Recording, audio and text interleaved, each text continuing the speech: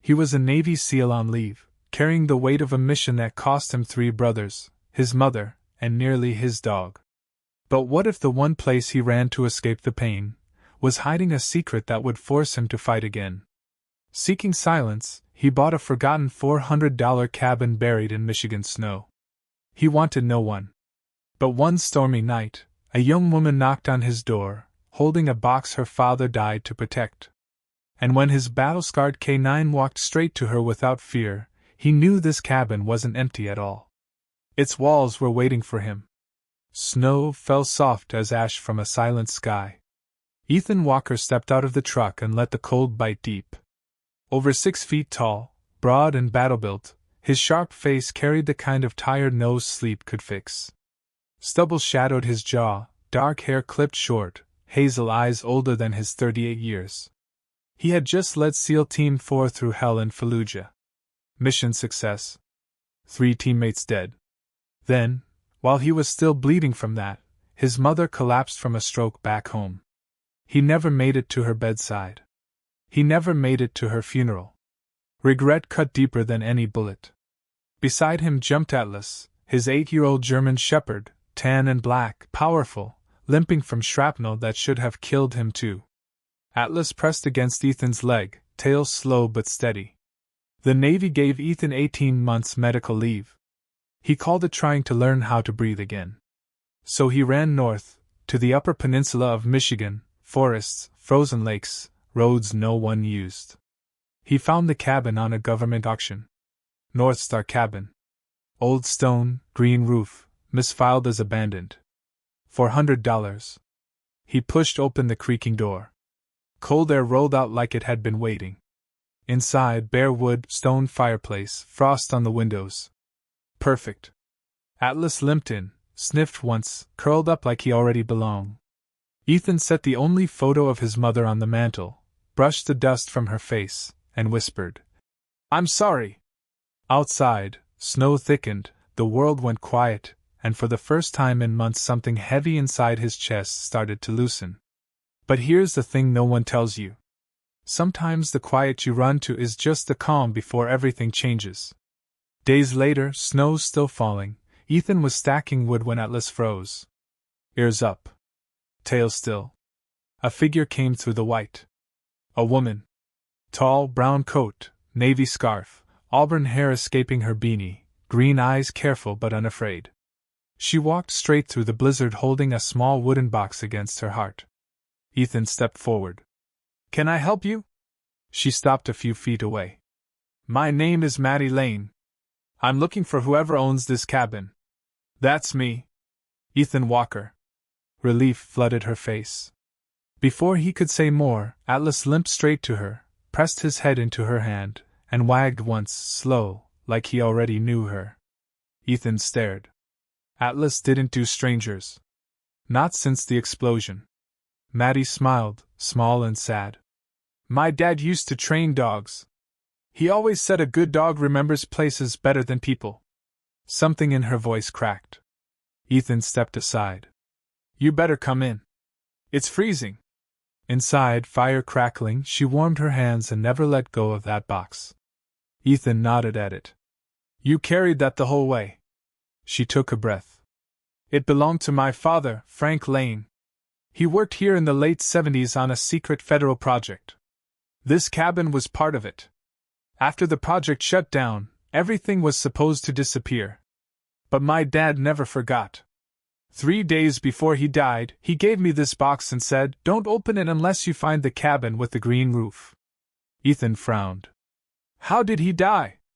"Hunting accident," she said quietly. "I don't believe it was an accident." Silence. Atlas walked to the back wall, sniffed hard, pawed once. Ethan felt the hair rise on his neck. Maddie's eyes went wide. "He remembers something." That night the blizzard hit hard. Wind screaming, snow sealing them in. They sat by the fire. Atlas kept staring at the same spot on the wall. Then he growled deep, familiar. Not threat. Memory. Ethan grabbed a pry bar, pulled the boards. Behind the wall, a hidden space. A heavy metal case, Cold War design. An old encryption module, Sentinel-5. And binders full of her father's handwriting. Maddie opened the wooden box. Inside, a brass key and a note. If you're reading this, I didn't have enough time. This cabin holds what must never fall into private hands. Find a soldier you trust. She looked up at Ethan. He meant you. Before Ethan could answer, Atlas barked, sharp, urgent. Headlights cut through the storm. 2 black trucks. 5 men in tactical gear, faces covered, moving like they'd done this before. Raptor. A private crew that cleans up old government secrets, for profit or for silence. They knew the cabin had been sold. They tracked it. They wanted Sentinel-5. One lit a canister. Flames roared across the snow, melting a path straight to the door. They were going to burn them out. Ethan shoved Maddie toward a hidden hatch under the rug. Take the module. Go. I'm not leaving you. You have to. If they get this, your dad died for nothing. She crawled into the dark. The door exploded open. Atlas hit the first man like a missile. Ethan fought the second barehanded, iron poker, fists, rage. He won. But more were coming. He pulled Maddie up. Grabbed Atlas. They ran into the storm. Snow to their knees, wind cutting like knives. Atlas bleeding again. Ethan carried him, 80 pounds across his shoulders. Maddie right beside him, holding the module, holding his arm when he stumbled. They broke through the trees onto an empty road. Ethan hit his emergency beacon. Minutes felt like years. Then rotors. A rescue chopper punched through the white. Searchlight found them. Medics dropped. Atlas loaded first. Ethan collapsed. Maddie and a sergeant hauled him inside. As they lifted, black trucks screamed up the road. Too late. Another military bird was already on them. Raptor went down in handcuffs before sunrise. Weeks later, the truth came out. Frank Lane had been murdered for refusing to hand over Sentinel-5. His record cleared. His daughter finally got justice. Atlas got a medal and a slow, proud recovery. Ethan turned down his old team. He wasn't ready for war anymore. He and Maddie rebuilt the cabin together. New boards, fresh paint on that green roof. One spring morning, sun melting the last snow, Maddie said softly, "My dad used to say some homes only open for people who've carried enough pain." Ethan rested his hand on Atlas. "And some secrets," he answered, "are safest with people who've already lost too much." The cabin stood warm in the light. No longer forgotten. Just home. Sometimes God doesn't send miracles with thunder. Sometimes He sends them quietly. A warm cabin after the longest winter. A loyal dog who refuses to quit. Or a stranger who knocks on your door the exact night your heart is breaking. 3 broken souls lost in the snow. God put them under one roof, not to erase the pain, but to prove even shattered hearts can still find their way home.